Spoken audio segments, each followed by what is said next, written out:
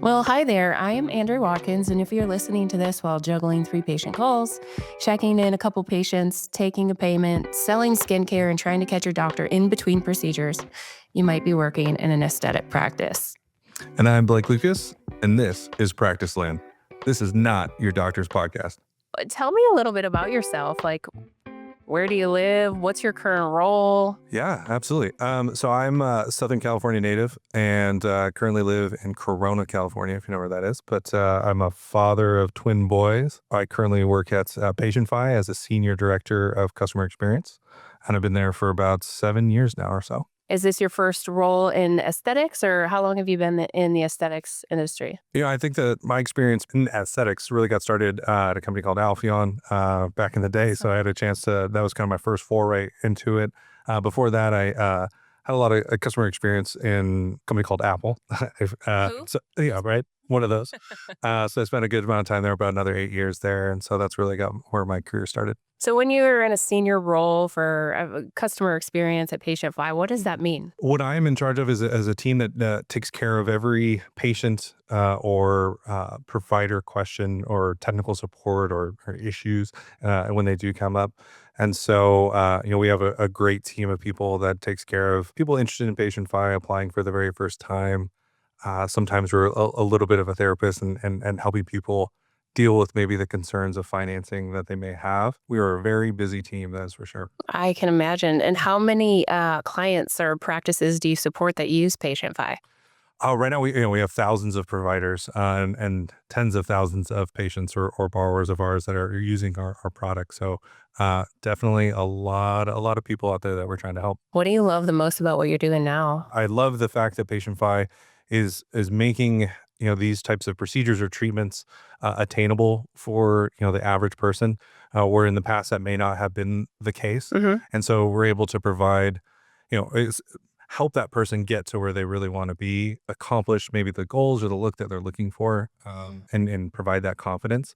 And we're also expanding into areas of like fertility, which I'm really excited about. Oh, wow. That's incredible. Yeah, so we're really excited about that industry, and it's booming, and just having the opportunity to be a part of that process, in some small way to help start a family is very, very rewarding for us. Aside from that too, is also just working with the individuals that I get to work with every single day is one of the things I find most joy in is like the development of people and bringing those people up, giving them an opportunity to shine and really grow and see.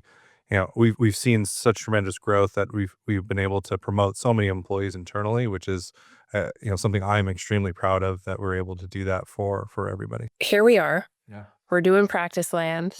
We're putting together this awesome podcast to help educate, empower the administrative and the sales teams that are in aesthetic practices. So how did you end up here? I've had the good fortune to be a part of this PatientFi program for a long time in this business, and it's kind of a joke in the company that I'm a bit of our historian, and so I tend to take new hires through like our history and context, and why we felt like we could really make some waves in like the medical space or the financing medical space, this little niche that we found, and so.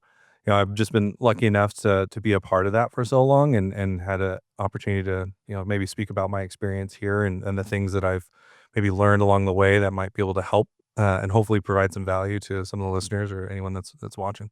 What is that takeaway that you want people to listen to what we're sharing and the information and the value that we're trying to provide in your ideal world? Yeah. I would really hope that there's a value beyond even, and it's not just like the financing world. Obviously, that's like where I'm a part of, but I would really hope that someone watching or listening could take, any piece of what we talk about and after listening to that or hearing or seeing this, that they feel like, okay, this is something I could actually apply to my real job here. This is actually something that's relative to me. So that would be like my guiding kind of North Star, is like if we can provide just a little bit of that, and again, does not need to be financing. That's not always the sexiest thing to talk about. But if there is something interesting or at least one takeaway where they're like that can make my life a little bit better, or I can be a better employee or a better person even. I'd be thrilled to be able to accomplish that. Were you ever on the radio? No, I have not been on the radio, although I do have some family history there. So I don't know if you know Wink Martindale, but that's my grandfather. Oh, wow. Yeah, so he's yeah. That's I like to say there's something in the genes that I was.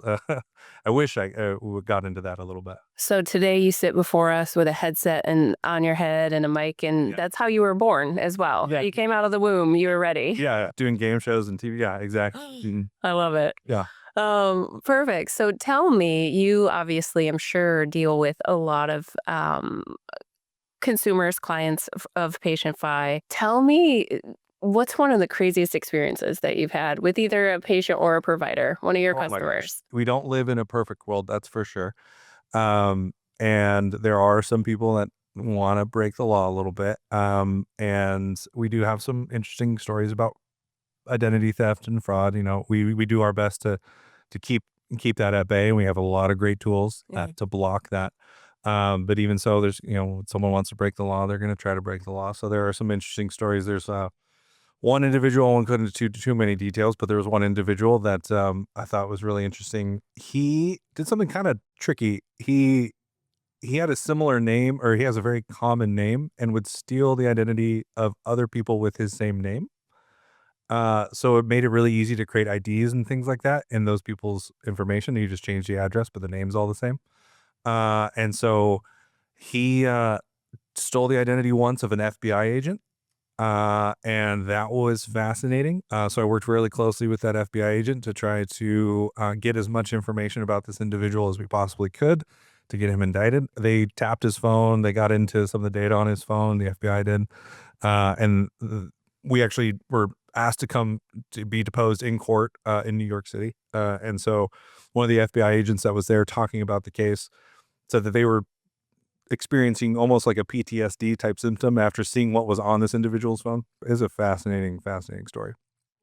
Yeah, so that one's probably the craziest. How long's that been going on? You know, I think they did wrap up the investigation on that one. I think they did catch the guy, but they didn't really need. Once we were able to provide them everything that we did, they were kind of like, okay, like we'll take it from here. So it was, yeah. But there was like three individuals, these three guys that share the same name as this other guy. They now have like a support group where they get together now, and they've become friends after all of this because all the trauma that they're bonding over after this guy took their info. So it was really fascinating. Oh my gosh. Yeah.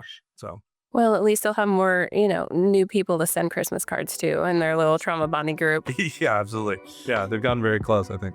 Got a wild customer service story or a sticky patient situation? Send us a message or voicemail. If your tale makes it into our She Did What segment, we'll send a thank you gift you'll actually love. Promise, no cheap swag here. Are you one of us? Subscribe for new episode notifications and more at practicelandpodcast.com. New episodes drop weekly on YouTube and everywhere you can listen to podcasts.